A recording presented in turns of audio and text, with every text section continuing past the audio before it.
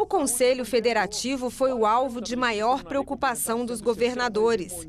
Eles defendem uma representação equilibrada e querem que as competências sejam mais bem definidas. A ideia do Conselho, filosoficamente falando, é muito importante.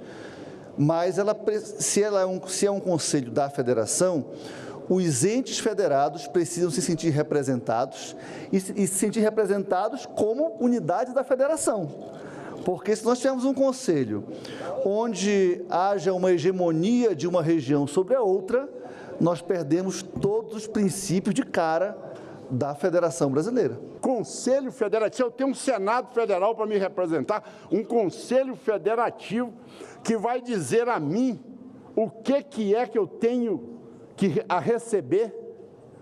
O prefeito lá do interior da Paraíba ter que chegar aqui e perguntar, mas meu ISS não é esse não. O que é isso?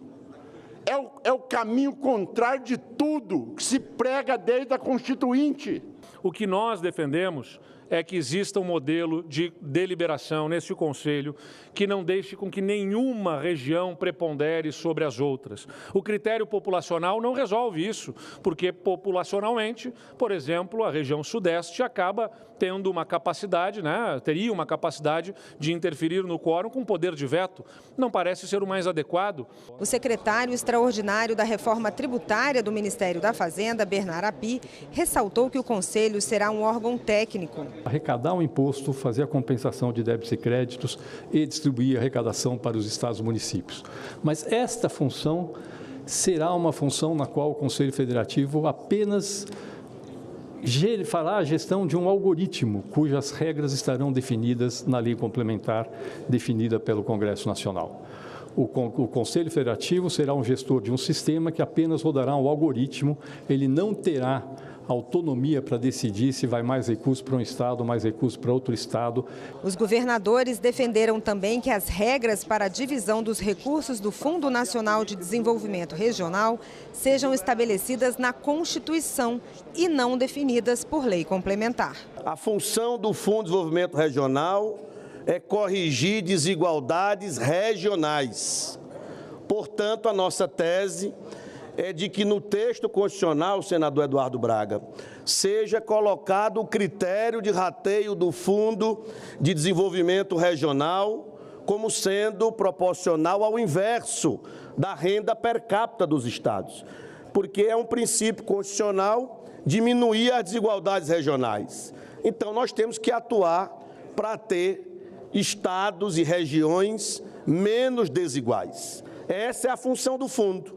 Então, por que não colocar o critério na Constituição Federal? Critério de distribuição do Fundo de Desenvolvimento Regional. Se o fundo é para poder a gente ter uma política de desenvolvimento regional no país, eu estou aqui com o governador Rafael. O critério de distribuição, de acordo com o senador Fabiano Contarato, de acordo com o inverso do PIB per capita, é o mais justo.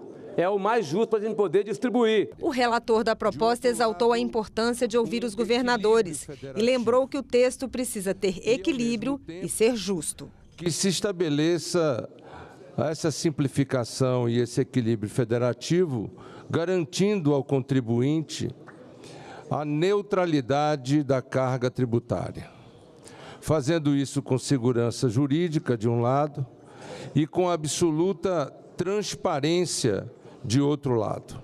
Tenho repetido que precisamos usar muito mais a lógica de ceder do que de conquistar, porque, obviamente, sem isso, não seria possível chegarmos a um texto que contemple, de forma mais abrangente possível, os anseios e as necessidades de toda a nação.